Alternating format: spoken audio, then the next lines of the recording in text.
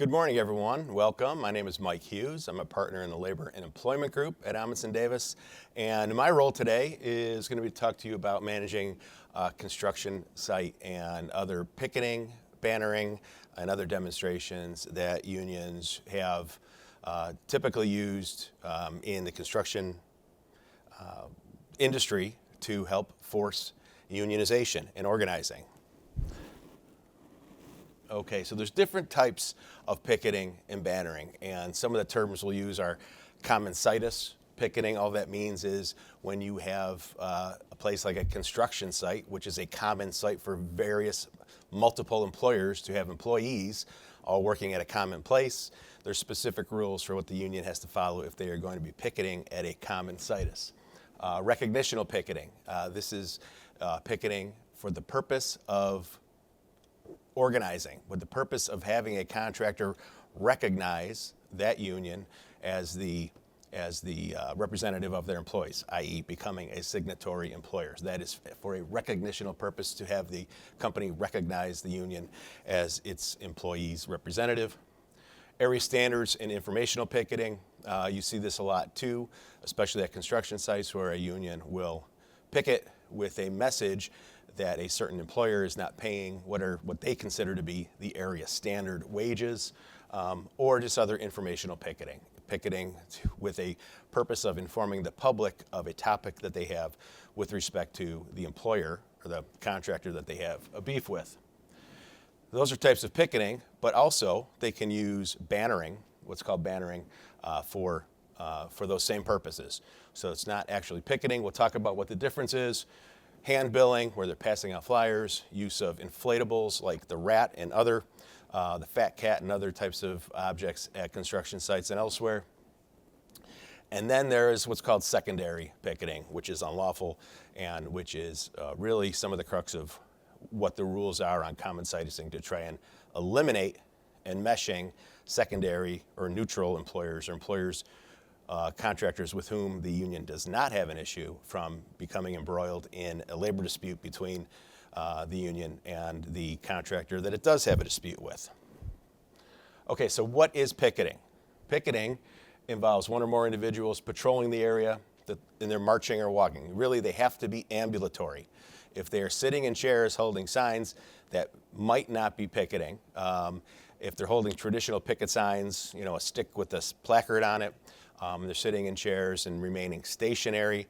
If they are right by a gate and approaching people as they come in, that would be considered picketing. If they're sticking the picket signs in the ground and sitting in a chair next to it, not moving, not approaching anybody coming in, that's probably not picketing. So it has to involve some sort of patrolling, some sort of ambulatory conduct, or some sort of confrontational conduct, not just what the message might be on their signs.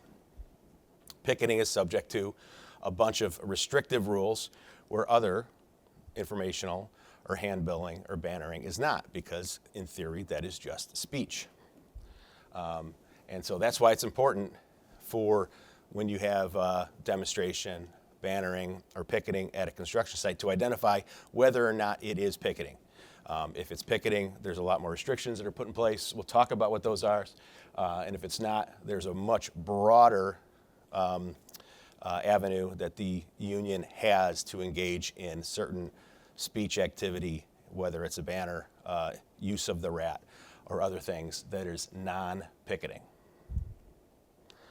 Okay, so the National Labor Relations Act is the statute, the federal statute that governs unions and employers' relationships, organizing activity, what things are lawful and what things are unlawful with respect to all of that. Under Section 8B4, and this is the secondary boycott or secondary picketing prohibitions. And again, when I say secondary, that means a picket or a bannering campaign that is targeting or enmeshing employers or contractors that the union has no issue with. So if it is electrical workers that are picketing, but they're targeting other union trades that are on the job site, such as the carpenters or the roofers, they're not allowed to do that. If it's a picket, they have to follow certain rules, and they cannot picket against that other secondary employer that they have no issue with. Only if it's the IBEW, they'd be able to picket against your electrical contractor for either recognitional purposes, area standards, or other things.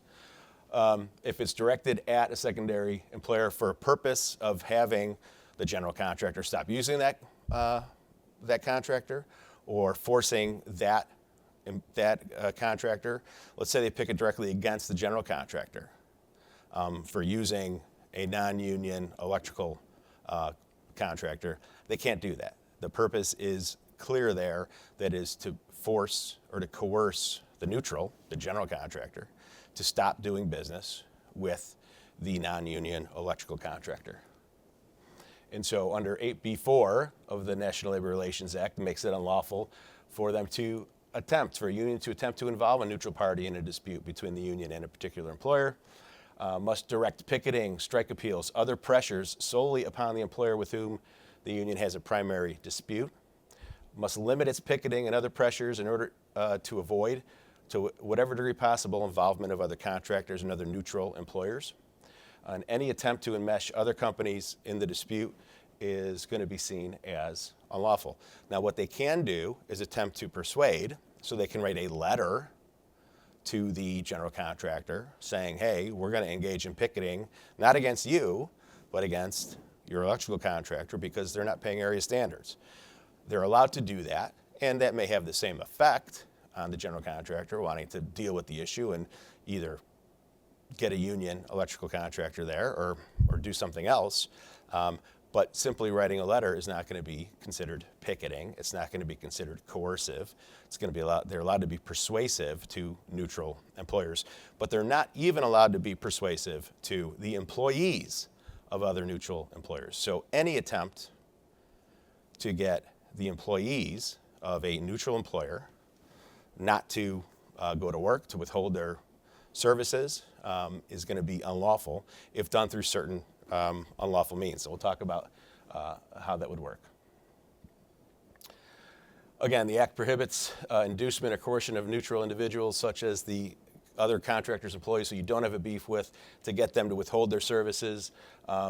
And congressional objectives, the objectives is to preserve the right of labor organizations to bring pressure to bear on what they consider offending employers in a primary labor dispute, not a secondary labor dispute, and of shielding unoffending employers and other neutrals from pressures and controversies that they're not involved in.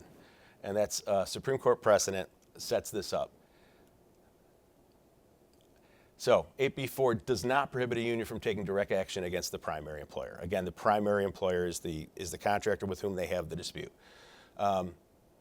They can appeal directly to the employees of the primary to say, you should not work, you should withhold your labor, but they can't do that with employees of other neutral contractors. And where this comes into place is we have a construction site that is using both union and non-union contractors at the same time. The union has a problem, again, let's say it's electrical workers, they have a problem with the non-union electrical contractor.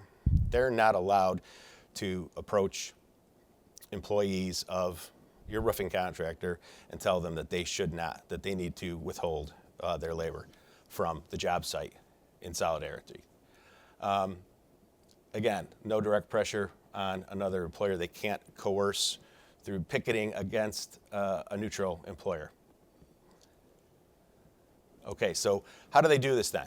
If you're at a common site, if you're at a construction site, well, the Supreme Court has set up certain rules, or the Labor Board has set up certain rules that have been upheld on how a union is to picket at a common site is to remain lawful. And so this is what the Labor Board has come up with, and this has been in place for going on 75 years now. When a secondary employer is harboring the site, so basically if you're at a mixed site between a union and the contractor that the union has a beef with, then the rights of those neutral employers and the rights of the union kind of come into conflict. You can't say union, you're not allowed to picket there because it removes the union's ability to put pressure on the primary employer. But you're not allowed, but to allow the union to have free reign to picket anywhere and do anything it wants to, would unnecessarily enmesh that neutral employer. And the Labor Board doesn't want that to happen either, and the National Labor Relations Act protects those things. So here's what the union has to do if it's picketing a common situs. And again, these rules don't necessarily apply to just bannering. Again, this is picketing activity where there's traditional either picket signs. Sometimes people wear the signs on their vest. If they're approaching, patrolling exits, that's going to be considered picketing.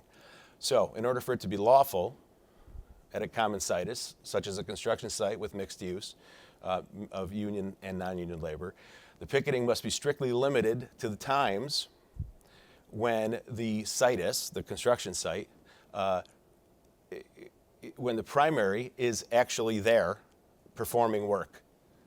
So it's limited to the times. They can't picket there when the target of their picketing is not present and performing work at the job site. Picketing's got to be limited to places reasonably close to the location of the situs. And so if there is a gate set up specifically for the employees and the workers of a specific contractor that is a target to use, then the union's got to confine its picketing activity solely to that gate. We'll talk about that. The picketing has to disclose clearly that the dispute is with the primary employer. Both the union who's involved and the target of their picketing have to be clearly displayed on the picket signs. They can't have a kind of a clandestine picket where they're not naming it, because then other employers don't know, other employees at the job site don't know whether they're the target or not, and they don't know if there's a lawful picket or not. So they have to identify themselves as well as who they are picketing against.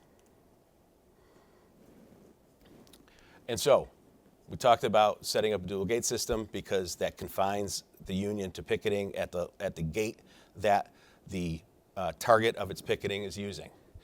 And so this concept was specifically approved by the NLRB, enforced in federal court and the U.S. Supreme Court, that a non-union general contractor subcontracted pile driving electrical work on his project to subcontractors who employed union employees. And so there was a non-union, both non-union and union people at the job site. A reserve gate system was set up. So a dual gate system was set up by designated one gate for the sole and exclusive use of the picketed primary employer. And when that gate is set up, it has to be used not only by the employees of that employer, but anybody who's bringing supplies to that employer. So if they're getting deliveries, they're coming through, those have to go through the gate that you're reserving for the primary employer. They can't go through some other gate. If they do, we'll talk about what happens then. But every person, every visitor, every delivery, every employee that is coming on site for purposes of the employer that is the target of the union's picket must use the reserved gate. If other people want to use that gate, that's fine. It doesn't taint the gate system, but the vice versa is not true. So if deliveries for the targeted primary employer go through a neutral gate, a gate that they're not supposed to be using, or if employees go through a neutral gate, then the union is allowed to picket at both gates. And so it becomes a lawful picket at the other gate, and then union tradespersons from other employers who might be working on site are not going to cross and lawfully can refuse to cross a lawful primary picket line. If you have a gate set up for your union trades that's unpicketed, but the union is picketing properly at the reserve gate, the gate reserved for the targeted employee, those union trades and their employees do not have a lawful right to honor a picket line that is somewhere else on the job site. They have an unpicketed entrance.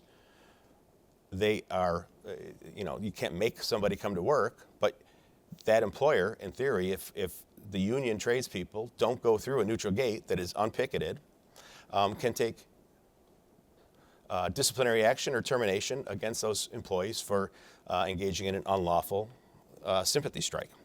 So it is not a protected strike. They're not engaging in any kind of a protected strike, regardless of what their collective bargaining agreement might say, regardless of what their business agent might say to them. They don't have any protected right to withhold their labor in support of a picket that's happening at a properly designated reserve gate that they don't have to cross. And so when you're setting up dual gates, you want to make sure you're doing it properly so that there is no contamination. And so you want to make sure every contractor on the job site knows what the gate they are designated to use, knows in no uncertain terms that that's where all their deliveries and all of their employees must come through. And you should notify the union as well as all the contractors that, hey, union, we understand that you have come on site to picket against our electrical contractor. Starting tomorrow, we have set up a dual gate system. They are located as follows. Describe where those gates are. Describe the gate that is the gate reserved for the primary employer where the union must confine its picketing to. You can give a site map, which is typically a good idea, showing the location of those gates, and inform the union that if they don't comply and if they don't keep their picketing to that gate and they go somewhere else on the job site or around the job site to the other entrances, you'll file an unfair labor practice against them, which you can do under 8B4 for secondary picketing. Your signage, you should put gate signs up, and you don't have to have an actual physical gate. A lot of times there's not construction fencing up everywhere. Most of the time there is. So you don't have to have a physical working gate. You just designate the entryways that are designated for the primary employer as well as other gates that are reserved for neutral employers. And you should have gate signage that is big enough to be seen and clear enough to be understood by a 10-year-old. And so you should put a gate sign up. If you've designated gate number 1 in your letter to the union and to your contractors about what they should use as the reserve gate, then the gate signage should read something along the lines of this. This gate is reserved for the exclusive use of the personnel, employees, and suppliers of Joe's Drywall. Let's say that is the employer with whom the Carpenters Union has a dispute and is picketing. Personnel, employees, and suppliers of Joe's Drywall may use only this gate. All others must use gate number 2. Or you could have gates A and B, or you could have 6 entrances on big job sites, and you designate 2 of them for the primary employer, or 1, and designate the rest for neutrals. You don't have to name the employers that are going through the neutral gates. You just have to say, we have a gate that is reserved specifically for the primary focus of your picket, Joe's Drywall. Joe's Drywall has to use gate 1, which is located at the corner of 1st and Main Street. And we expect that you can find your picketing to that area only at times when Joe's is present and performing work on the job site. And if you don't, we'll take whatever proper legal recourse we have, including filing an unfair labor practice charge. Likewise, you should have signs at the neutral gates. Again, you don't need to name all the employers that are going through those gates, but you should name Joe's, again, because they're the primary, and say they cannot use this gate. This gate may not be used by the personnel, employees, and suppliers of Joe's Drywall. Joe's Drywall, its employees and suppliers must use gate 1 only. And make sure that you are patrolling that.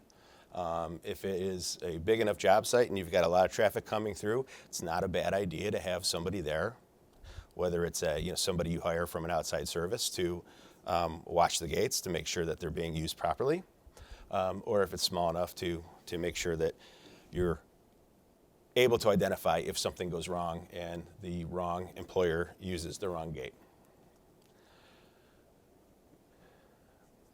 So, if any of the employees, personnel, customers, suppliers of the primary employer use the wrong gate, use the neutral gate, you say, hey, Joe's Drywall has to use gate 1, their morning crew came in and they went through gate 2.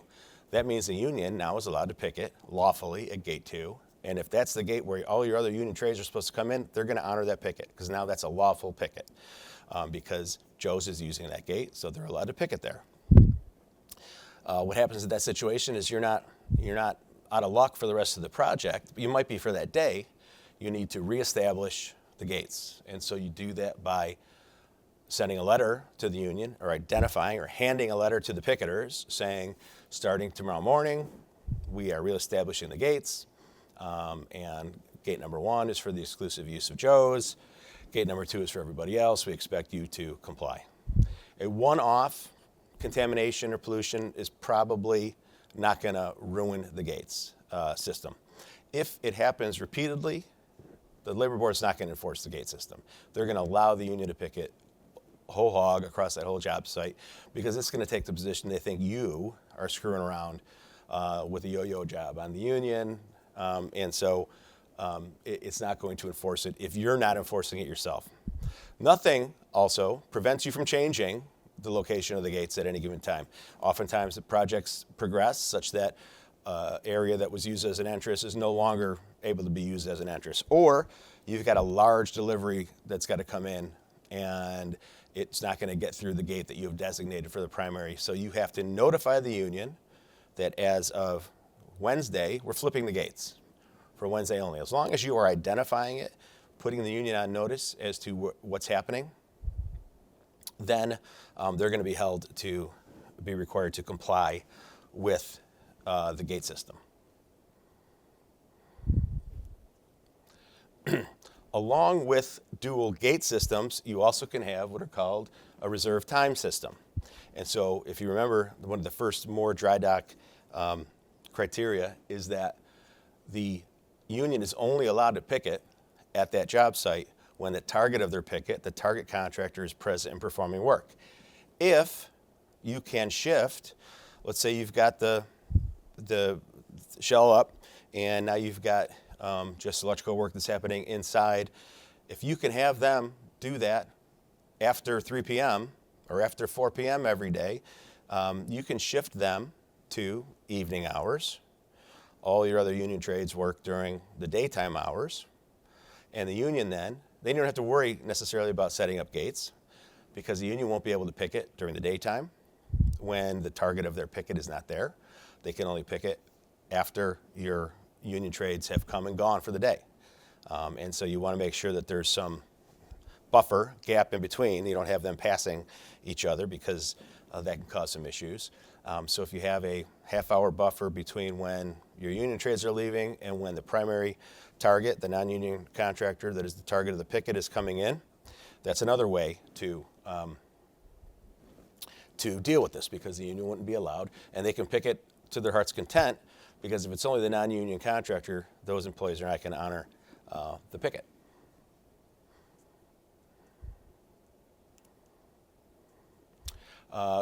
Communications that you should be making, again, we talked about notifying the union, notifying all contractors and subcontractors on the job site, so everybody is on the same page, and you've identified, and you can use this as a piece of evidence if the union pickets the wrong gate or tells employees of neutral contractors that they have to honor any picketing or the gates have not been set up properly.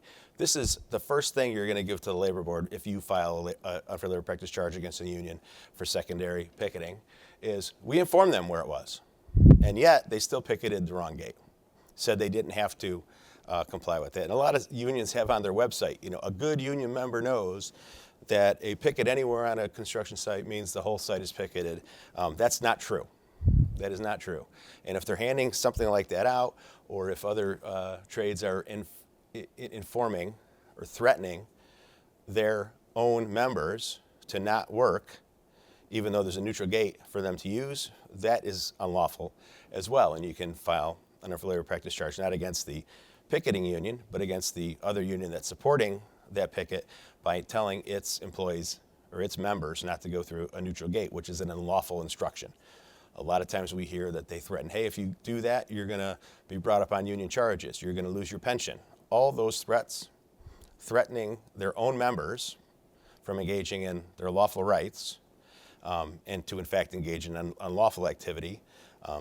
If you have evidence of that, say they were dumb enough, and I've had a case where they were dumb enough to write an email or a letter to their members to get off the job site, and they were not the ticketed or the picketed primary employer, we were able to bring a charge against that union for informing its employees to come off the job site.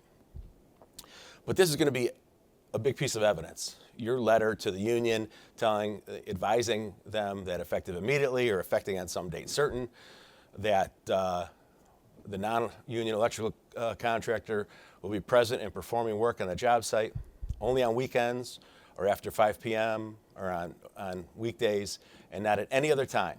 And that effective immediately, Jones Construction, a plumbing contractor, non-union, is not performing any work of any kind and is absent from the job site until such time as your local is given advance notice.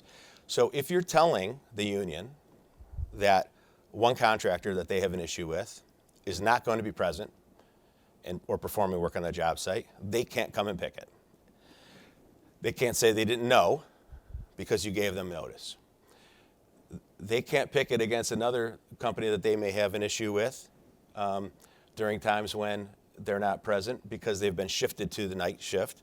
And so they have notice. Anytime you can show that you have notified the union properly and they disobey, is going to be much easier for you to uphold an unfair labor practice charge against the union in these issues. And what happens here is that a lot of times unions know the game. So they come and picket one day, you set up your gates the next day, and then the union continues to picket the wrong gate. It knows that you're going to have to go file a charge with the labor board, and it's just buying time. So once the charge is filed and docketed, it's a priority charge, so the employer's got to be down there presenting its evidence of unlawful picketing, and then the union goes maybe a day later. It might get another day or two out of it before the labor board comes down and says, you've got to stop what you're doing. We see the evidence, we see the pictures, we see the videos of you picketing at the wrong place. You've got to stop, or we'll file an injunction in federal court. And so there might be a couple days where you have to deal with that, but at least there's an end in sight when you have notified them and they're blatantly refusing to comply with your instructions.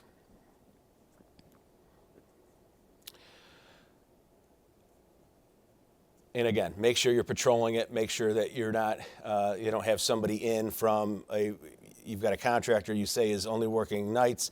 If they have somebody come in during the daytime to do punch list stuff, that's not going to work. That's going to allow the union to picket. Typically, even though the unions can't picket, they will have what they call observers there. So they'll have a vest on that says observer, and they'll sit by the gate. And if they see a truck pull in that they think is from the employer that you said is not working that day, or that you said is only working evenings, then they're on the horn, and they're going to have a picket there within 15 minutes. And they're going to say that you're playing games with your designations of time, reserve time system, or the gate system, therefore we don't have to follow them at all. And again, you want to make sure you're giving all proper notice in advance. There's no kind of magic as far as how far in advance. It typically should be at least the day before, if not 2 days before, when you're setting up the gates or when you are setting up the reserve time system. But certainly if something happens and you're pulling them off the site because there's a picket going on, then you notify them immediately. Hey, effective immediately, that contractor's not here. You need to leave. And a lot of times what happens is the contractor, I as a lawyer, will write a letter to the union's lawyer or directly to the union's office, but I would have the site superintendent print that out and hand it to the picketers. So they're put on notice immediately that they've got to vacate. Again, if they are picketing, if the picket signs don't identify who's being picketed and identify the union involved, that's going to be unlawful per se, and you can also bring a charge sign. So what to do, we talked about polluting the gates. Again, it only works one way. If the neutral employees want to go through the gauntlet of the pickets at the primary gate, more power to them. That doesn't contaminate the gate system. The only way the gate system becomes contaminated is if the primary employer that you've designated with a reserve gate uses a neutral gate. That contaminates it. Let me go back. I know I had one other. Okay, I covered that.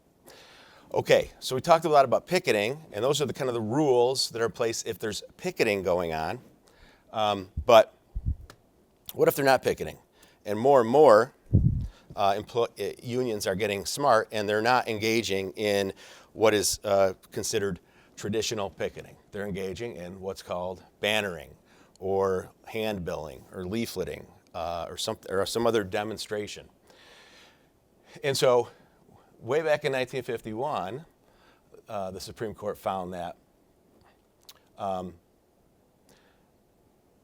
in the Denver Building and Construction Trades Council because one of the objects of the picketing was unlawful. So if there's an object, doesn't have to be the sole object of the picketing, is to get the union contractors on that job site to honor the picket and to withhold their labor. If there's any, or to get the general contractor to fire a non-union sub, if that is the object of the picketing that's directed at any of those neutrals, the general contractor or other union trades there, you don't have to find that that's the sole object. They could also have an object of trying to get the non-union contractor to become signatory, which is a lawful object, or to pay area standards wages, which is a lawful object. At least an object is to enmesh other secondary employers. That's unlawful. But the NLRB has made clear that, okay, despite that, we're not going to consider certain things to be picketing. And therefore, it doesn't have to follow the more dry dock rules or the common situs rules. So planting of stationary banners, putting signs up at common situs construction sites is lawful as long as it follows certain non-confrontation principles to be discussed in the next couple slides. And so when it's just a banner, when it's just handing out handbills, leaflets, it is considered speech and not coercive, even though it might be used for that very purpose. The Labor Board currently takes a position that erecting the rat, using shame on language, even directed at a general contractor or directed at some other neutral employer, in and of itself is not coercive behavior and therefore is not going to be considered unlawful secondary picketing. Rather, it's speech protected by the First Amendment, so we've got to give the union a wide berth here. And so here's some examples we've all seen. The rats, there's 3 different types. Local 150 has Scabby the rat. They claim to be the inventor of the inflatable rat. And they've got the rat mobile that can put the inflatable rat on top of the truck. So you've seen these all around. These are considered speech, non-coercive speech. And so just having the rat, again, even if it's targeting the job owner or if it's targeting the general contractor, even if they don't have any employees, just using that alone without any other coercive conduct is going to be considered lawful. So if it's not engaging in any physical picketing, if it's not approaching workers coming onto that job site to try and entice them not to work or to withhold their labor from the job site, if all it is a sign planted in the ground or a rat with a sign on it or something else that is stationary, it's going to be considered, for the most part, non-coercive and lawful speech. And so we saw the kind of inflatables and other things used. A lot of times we see this. So shame on Subaru of Wichita. I'm using this one for a reason. Subaru of Wichita had a build-out project at their dealership, and they used part union and part non-union trades. And so one of the unions came and not bannered and not messaged against that trade or that contractor they had the beef with, but directly against the dealership for engaging non-union contractors to do the work on the job.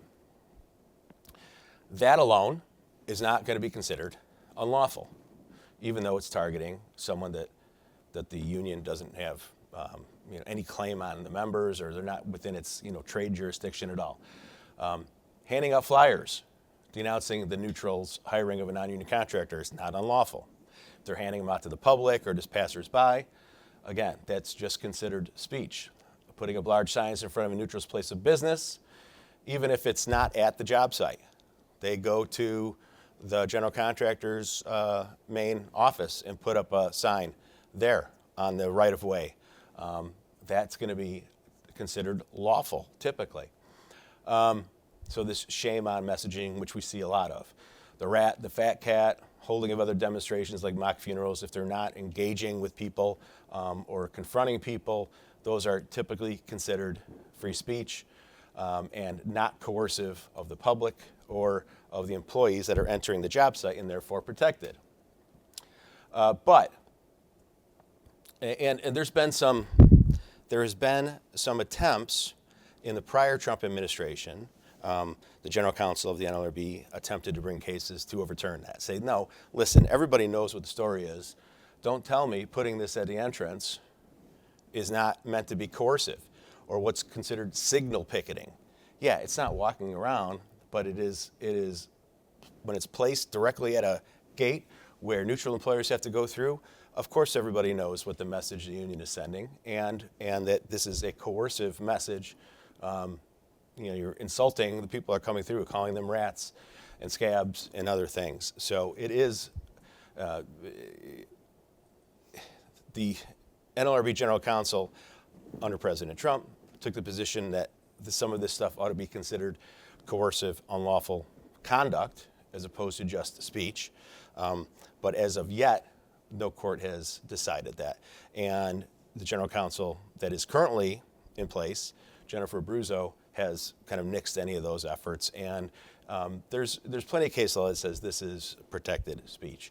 But potentially we could see a further attempt under the new administration to make some inroads and see if some of these activities of the rat and other kind of coercive messaging can be considered something more than speech.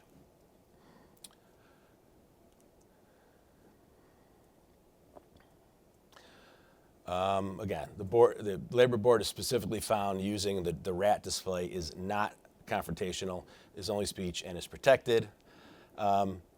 Specifically, the union agents involved with the display didn't move, shout, impede access, or otherwise interfere with the hospital's operations. This was a picket at a hospital site.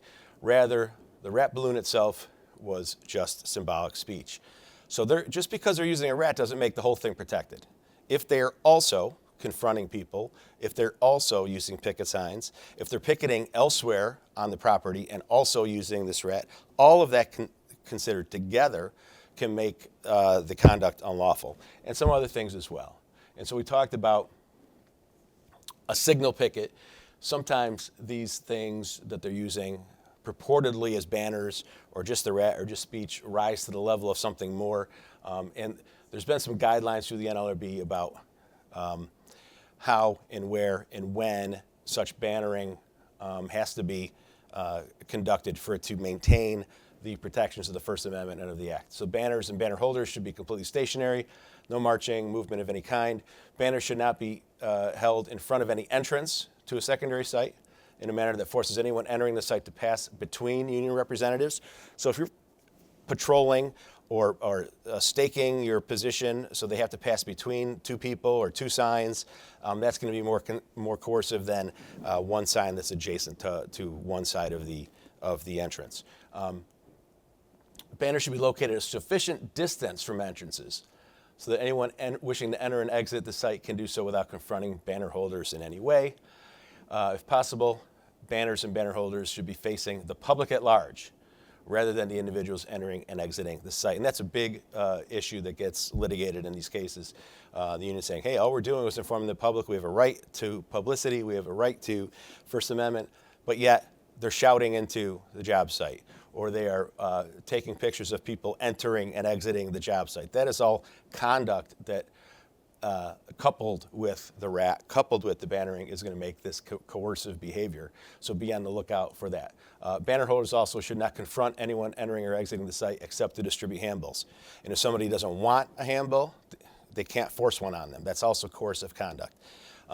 But if they're stopping deliveries coming through, talking to the drivers, and then the driver backs out and goes away, or they're confronting people as they're entering the job site, that is a good sign that's going to change the bannering and the First Amendment protections to other coercive, confrontational conduct. In that case, you have a better chance of winning an unfair labor practice charge brought against the union for unlawful secondary activity. And so, what do you do? How do you cope with a job site when you've got this? We already talked about setting up dual gates. We also already talked about setting up reserved time system. But if the union is not playing by the rules, if it is picketing at the wrong times, at the wrong places, is confronting employees coming through instead of just bannering, they're taking pictures or purporting to take pictures of workers entering or their license plates entering the job site. What you should do is get evidence. And so typically, you're not allowed to, photograph and videotape employees engaging in their protected concerted activities of engaging in a strike or picketing or other things like that. But when it's the union picketers and they're engaging in something that you believe is unlawful, you have every right to take pictures of, and I always want to get a clear picture of the sign, see exactly what it says. A lot of times the unions mess up with what their messaging is, and they say something wrong or they don't identify themselves properly. We want to have that evidence. So take pictures of the actual signage, and not just from afar. If you can get a close-up picture, that's great. Get pictures of the picketers, showing them in proximity to a gate, showing them what they're doing. If you can get video of them approaching a vehicle coming in, of them moving back and forth, walking back and forth on the sidewalk or across an entryway, even better, because even though they might not be holding a picket sign, if they are patrolling for those same purposes, it's going to be considered picketing, and that may very well help you, and usually is what the labor board is going to be looking for when you're bringing a charge that the union engaged in unlawful secondary boycotting or picketing. Ask the business agent or ask the picket captain for a business card. Typically they will give them to you. They'll be happy to it. Typically they're happy to let you take a picture of their signage. And so do that stuff without being intimidating. Be nice, always be cordial. Maintain a logbook for the purposes of recording the times, places of all picketing that happens.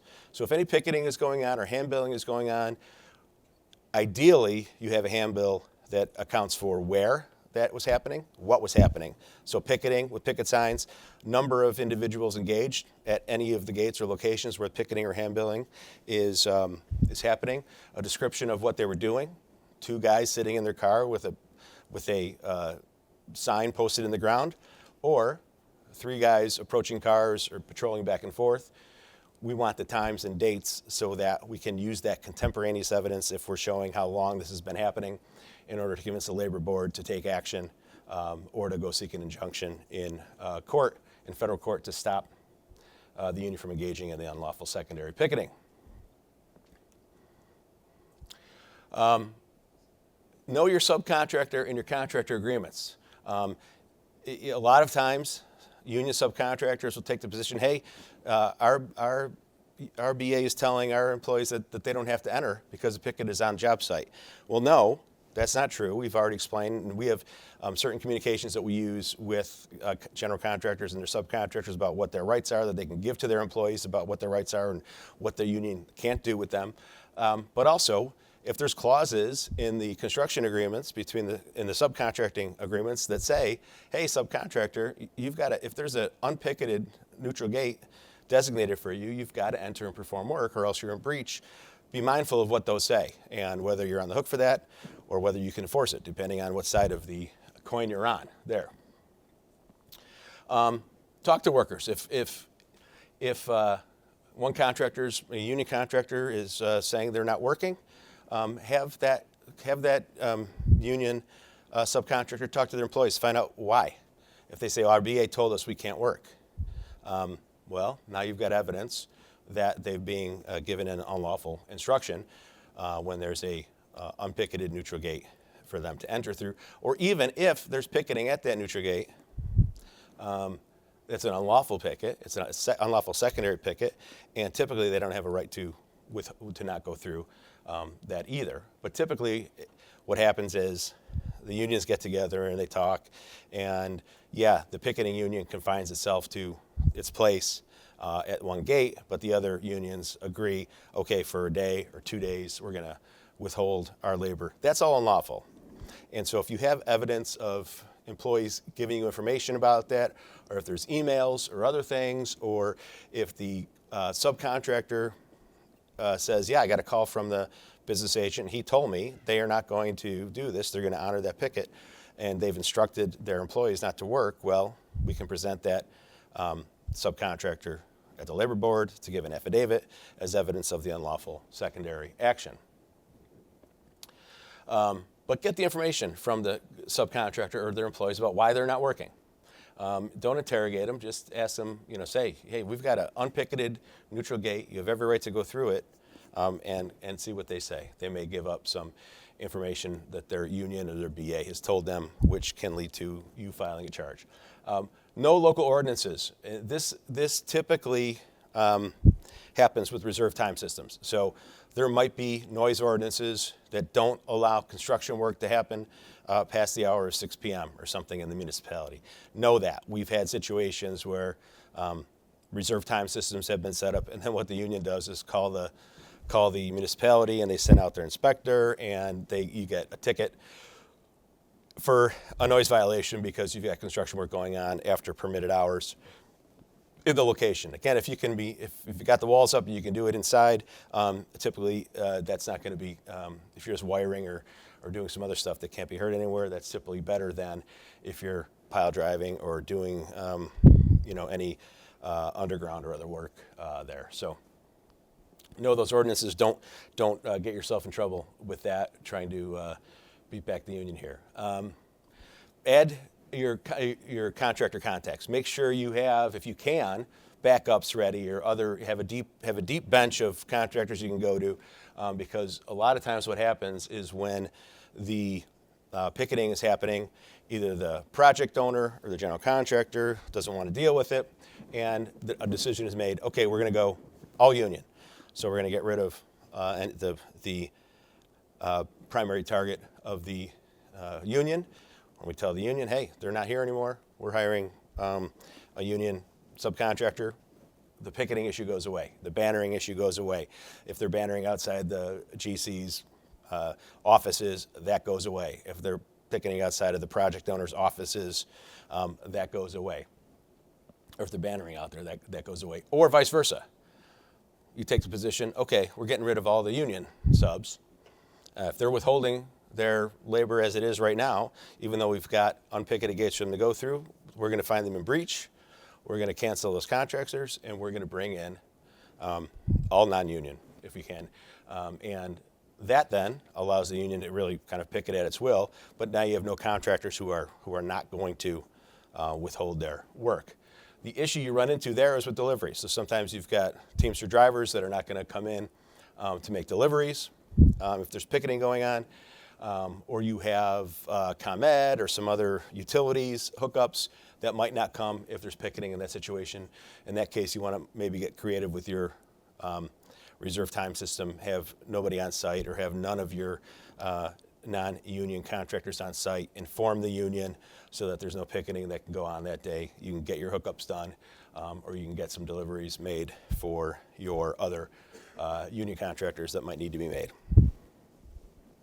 You might need to set up, you might need to call whoever the carrier is for that stuff, and if their drivers are Teamster and they won't bring it in, well, they might supply a manager or a supervisor who will take it that last leg, bring it onto the job site. The Teamster driver brings it, a block away, and a manager or supervisor brings it in, something along those lines. So there's different ways that can be done. Sometimes it's just not workable. But usually there's a way that you can, through use of gates, use of reserve time, and help with your list of contractors to shuffle people and be able to get the stuff done that you need to get done and on time. Don't threaten the picketers.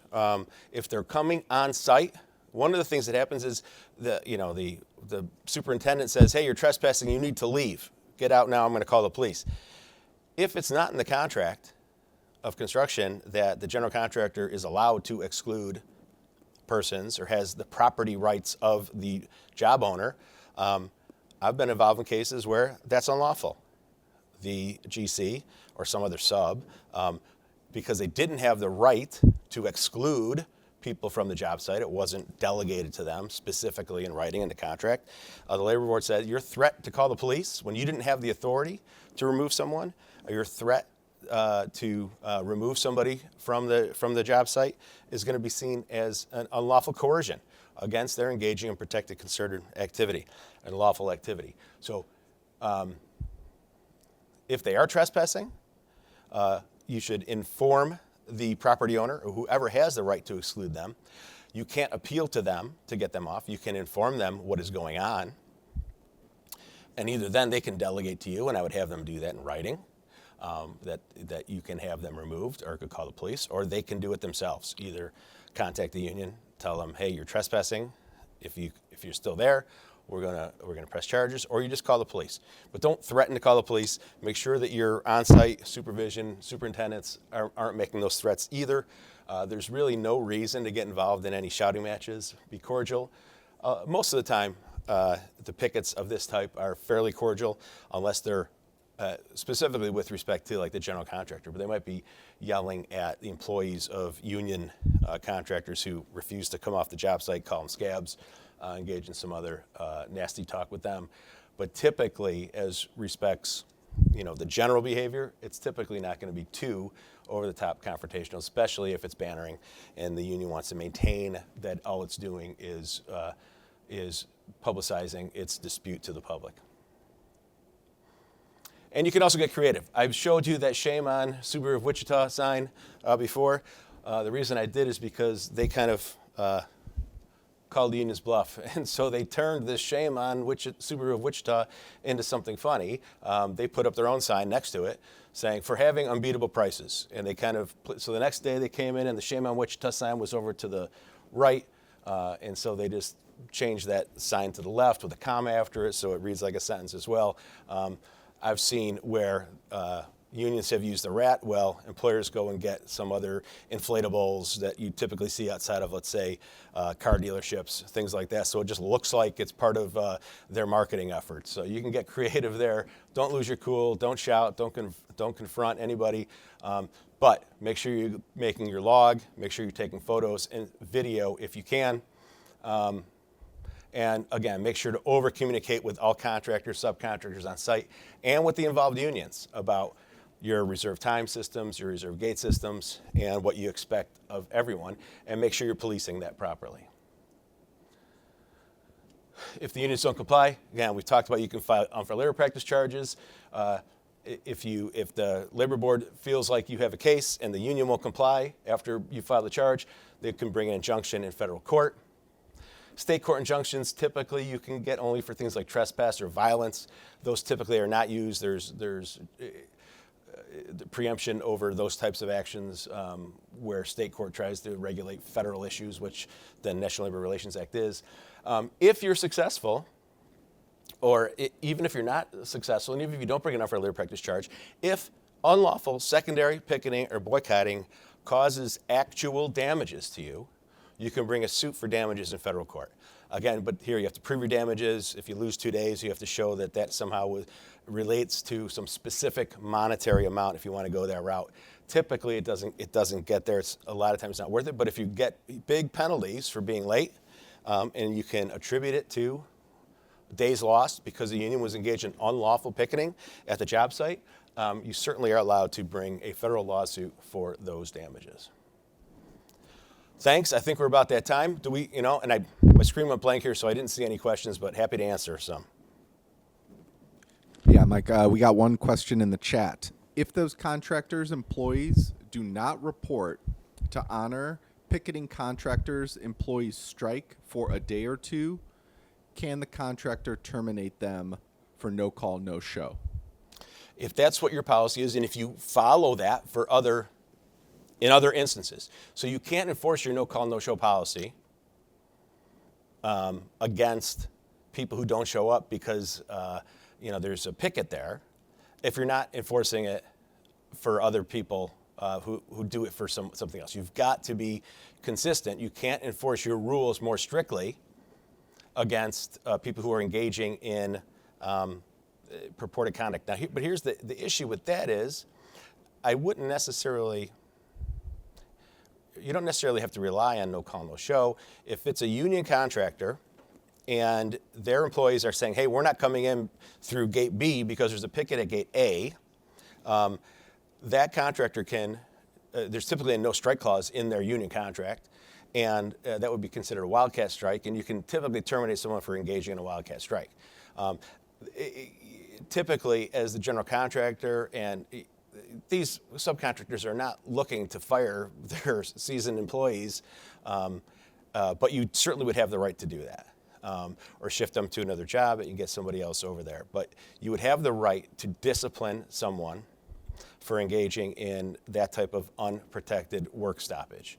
Unless you allow people to call in last minute and use a paid day off for any reason or whatever, then you'd have to enforce it in the same way that you otherwise would. You can get in a situation where everybody calls off sick the same day, the old blue flu. And there you can, if you can show coordination, then you can certainly engage in disciplinary action there. But be consistent with how you apply those rules across the board. Thanks, everybody.